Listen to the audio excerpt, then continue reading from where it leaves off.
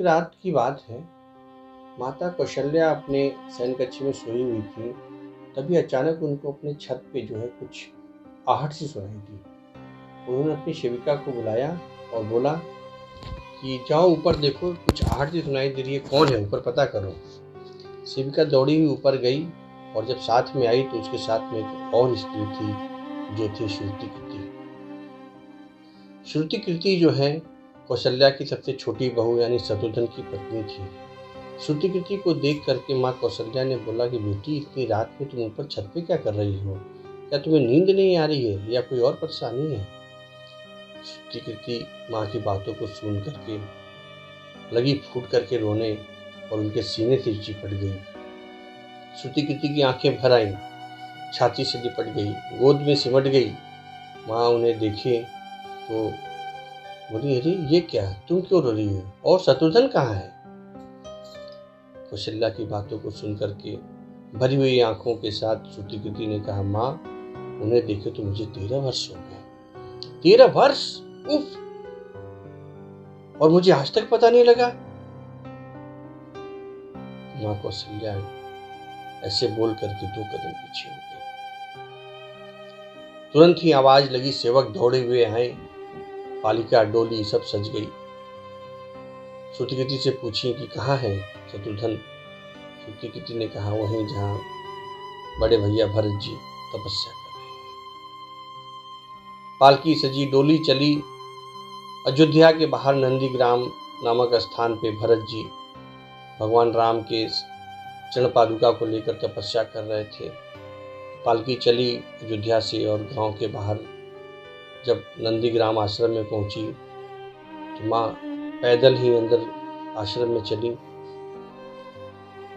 एक तरफ श्रुतिकृति ने इशारा किया, उधर माँ ने उधर देखा कि एक शिला पे, एक पत्थर पे शत्रुघ्न बाहों का तकिया बनाए हुए लेटे हुए हैं।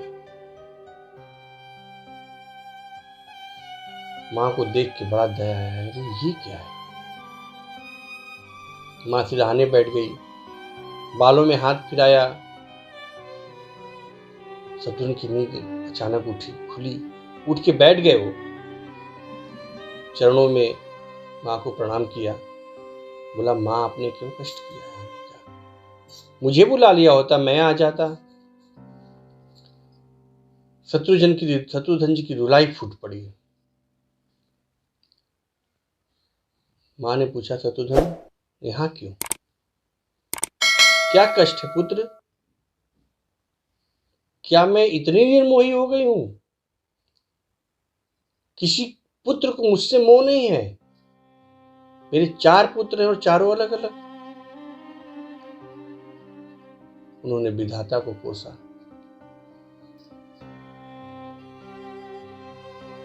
शत्रुघ्न जी बोले, माँ मैं क्या करूं?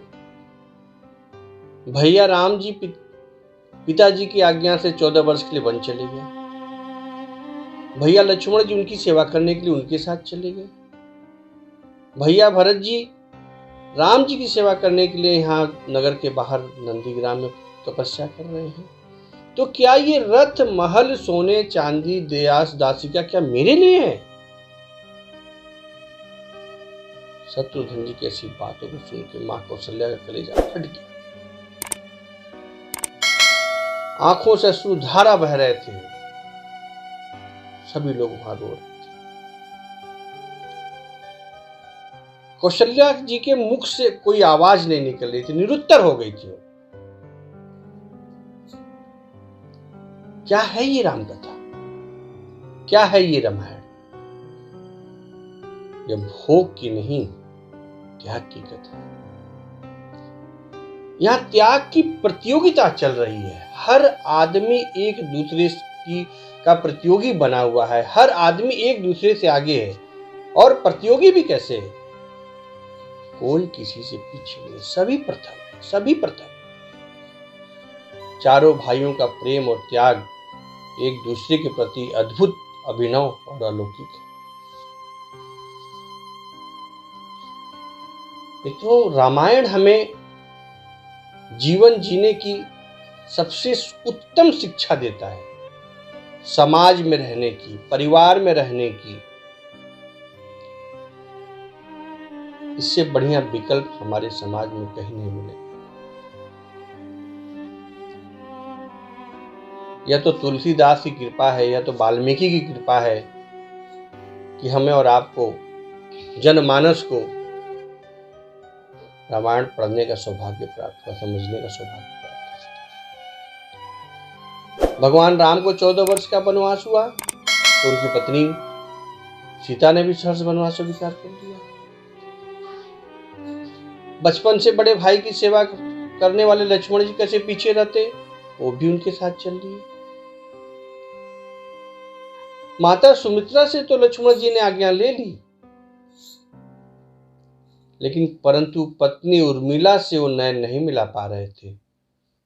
सोच रहे थे कि मैं अपने पत्नी उर्मिला से क्या बोलूंगा, उससे कैसे आज्ञा लूंगा। परंतु जब पत्नी उर्मिला के कक्ष की ओर बढ़ रहे थे तो मन में अनेक प्रकार की शंकाएं आ रही थी। कैसे समझाऊंगा, क्या बोलूंगा, कैसे मनाऊंगा उर्मिला को, क्या कहूंगा। ये सोच विचार करके वह जैसे ही शयन कक्ष में घुसे, प्रवेश किया, जैसे ही शयन कक्ष में प्रवेश किया तो देखा कि उर्मिला जो ठीक सामने हाथों में पूजा की थाली सजाई हुई खड़ी है। लक्ष्मण जी के कुछ बोलने से पहले ही बोली,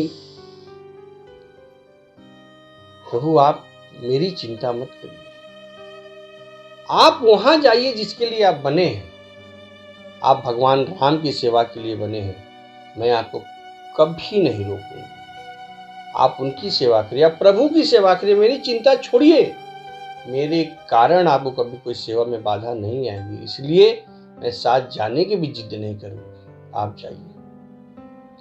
लक्ष्मण जी को कहने का जो संकोच था वो कह नहीं पा रहे थे, उसको क्षण मात्र में उर्मिला ने खत्म कर दिया। वास्तव में पत्नी का जो धर्म है वह यही है।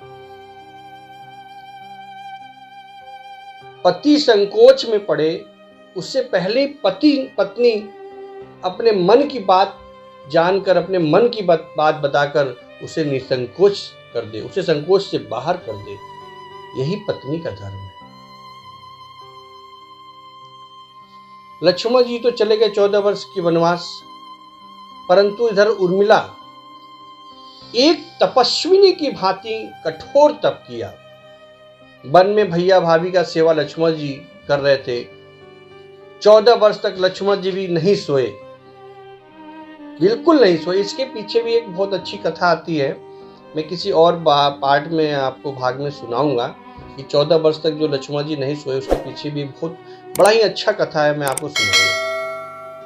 क्योंकि मैं यहाँ से भटकना नहीं चाहता तो मैं आपको अभी पुनः वापस वहीं लेके आता हूँ जहाँ पे उर्मिला है। उधर 14 वर्ष तक भगवान लक्ष्मण जी जो भगवान राम और सीता की सेवा करते रहे, क्षण मात्र के लिए भी नहीं सोए। लेकिन इधर उर्मिला ने भी अपने महल के द्वार कभी बंद नहीं किए, सारी रात जागती रही, सारी रात जागती रही। और जिस दिन लक्ष्मण जी गए थे उस दिन एक लौ जलाया था, उसने एक दीपक जलाया था, और कभी भी 14 वर्ष तक उसने कभी उस दीपक को बुझने नहीं दिया, उस लौ को बंद नहीं होने दिया।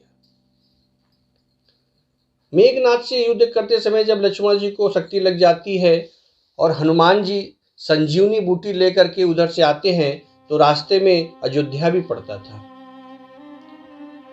अयोध्या के ऊपर से गुजर रहे थे तो नीचे भरत जी जो है टहल रहे थे, चहलकदमी कर रहे थे। देखा एक राक्षस, एक विकराल जो है, एक सशरीर वाला, एक पत्थर, भयानक पत्थर लिए हुए कहाँ जा रहा है। उनके मन में शंका हुई, सोचा कोई लग रहा है पिशाच है, नर पिशाच है, कोई दुष्ट है, और उन्होंने बाण मार दिया। और हनुमान जी हाय राम हाय राम हाय राम करते हुए जमीन पर गिर पड़े।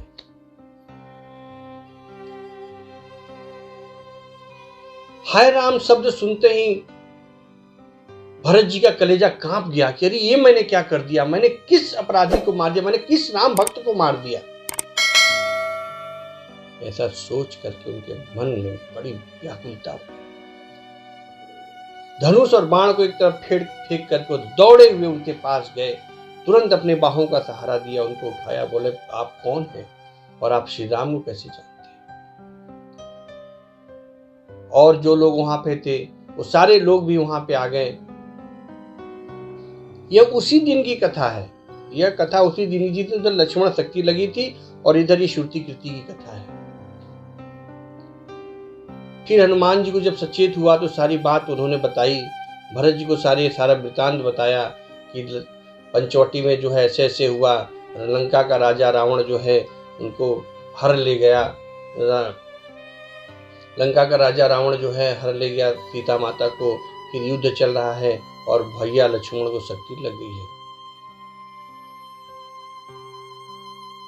इतना वृतांत सुनते ही कौशल्या जी ने सबसे पहले बोला कि पुत्र हनुमान, तुम राम से बोलना कि बिना लक्ष्मण को लिए वो इस अयोध्या में वापस नहीं आएगा।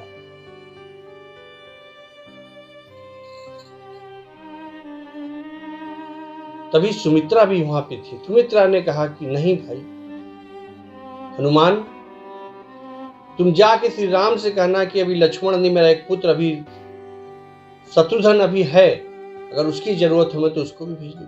आप देखिए यहाँ पे मतलब कि कितना सुंदर उदाहरण मिल रहा है त्याग और प्रेम का। इतना बढ़िया उदाहरण आपको कहीं नहीं मिलेगा। इसीलिए रामायण क्या है ये हमें और आपको समझना पड़ेगा। एक पुत्र वहां मूर्छित है और मां दूसरे पुत्र को भेजने की बात कर रही है, और एक मां क्या कर रही है कि उस पुत्र को बिना लिए हुए नगर में मत आना। कितना उत्तम चरित्र चल रहा है यहाँ पे। इन सब के बीच हनुमान जी बिल्कुल अचंभित आश्चर्य होकर के बैठे हुए हैं। उनको समझ में नहीं आ रहा कि मैं क्या बोलूं। तभी उनकी नजर एक कोने में खड़ी उर्मिला पे जाती है। वो पहचान जाते हैं, उनको प्रणाम करते हैं। सारी बातों को सुनने के बाद भी उर्मिला के चेहरे पे बिल्कुल सिकन नहीं है, बिल्कुल रंच मात्र भी कोई फर्क नहीं पड़ रहा। तो हनुमान जी के मन में शंका पैदा हुई कि अरे इनके पति जो है मूर्छित है, सूर्योदय होते हैं इनके पति के प्राण उड़ जाएंगे, और इनके चेहरे पे थोड़ा भी सिकन नहीं है। हनुमान जी पूछा, देवी आपकी प्रसन्नता का कारण क्या है? आपके पति के प्राण संकट में है, सूर्योदय होते ही आपके पति के प्राण उड़ जाएंगे, और आपके चेहरे में कोई भी लेश मात्र भी चिंता नहीं है। उर्मिला जी का उत्तर सुनकर के मैं समझता हूं कि सारा त्रिलोक निरुत्तर हो जाएगा। उर्मिला जी ने कहा कि मेरा दीपक संकट में नहीं हनुमान जी, मेरा दीपक संकट में नहीं है, मेरे पति संकट में नहीं है। वो दीपक कभी बुझ ही नहीं सकता है। आप सूर्योदय की बात करते हो। आप चाहे तो इस अयोध्या में एक दिन, 2 दिन, 1 मास, 1 पहर, जितनी इच्छा हो उतना रह करके आप जाइए। सूर्य की इतनी हिम्मत नहीं क्यों निकल जाए। प्रभु श्री राम मेरे पति को अपनी गोद में लेकर के बैठे हुए हैं। जो योगेश्वर राम की सेवा कर रहा हो, जो राम की गोदी में लेटा हुआ हो, उसे काल कैसे छू सकता है? वे दोनों तो लीला कर रहे हैं। मेरे पति ने कभी न सोने का प्रण लिया था। उन्होंने प्रण लिया था कि जब तक मैं वन से वापस नहीं आ जाऊंगा मैं कभी सोऊंगा नहीं।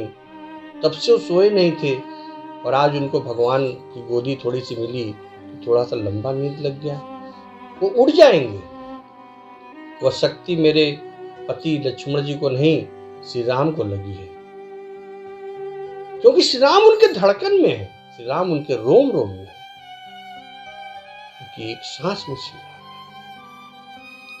खून की एक बूंद में श्री राम है। तो जो शक्ति राम जी को लगी हो, दर्द राम जी को हो रहा है, इसलिए हनुमान जी आप निश्चिंत होकर के जाइए, सूर्य उदित नहीं होगा। कितना सुंदर चरित्र है, कितना सुंदर चरित्र भगवान। यहाँ पे तुलसीदास जी कितना रामचरितमानस में कितना सुंदर वर्णन कर रहे हैं।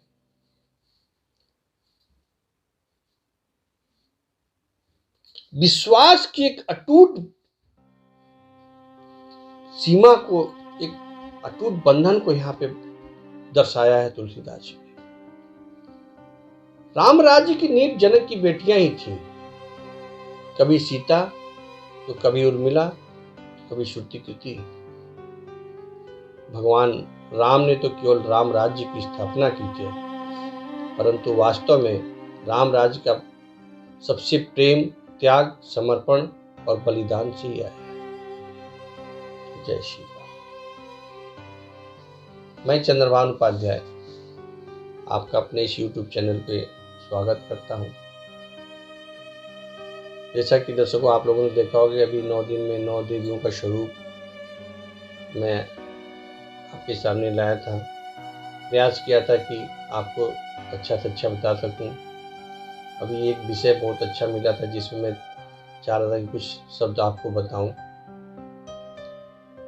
वास्तव में रामायण हमारे जीवन का एक चरित्र, एक पार्ट है, एक भाग है। हमें अपने जीवन काल में इसका अध्ययन जरूर करना चाहिए। इन्हीं शब्दों के साथ अपने बात को ही समाप्त करूंगा। वीडियो थोड़ा लंबा हो गया है, आप लोग इसको देखें। अच्छा लगे तो शेयर करें, लाइक करें, सब्सक्राइब करें, दोस्तों में भी शेयर करें, उन पर चर्चा भी करें। मेरे अंदर जो ज्ञान है, जो छोटी सी कहीं एक बूंद की 1000वीं इकाई की जो बूंद है, उससे मैं अपने जो मेरे अंदर है, मैं चाहता हूँ कि मैं आप लोग के सामने भी लेकर के आऊँ। और आपका प्रेम ऐसे ही बना रहे, ऐसे प्रेम मेरा बनाए रखें। कमेंट में जय श्री राम लिखें और अपना सीन बनाए रहें। कल आपसे पुनः एक नए विषय के साथ मुलाकात होगी। तब तक के लिए शुभ रात्रि। हर हर महादेव।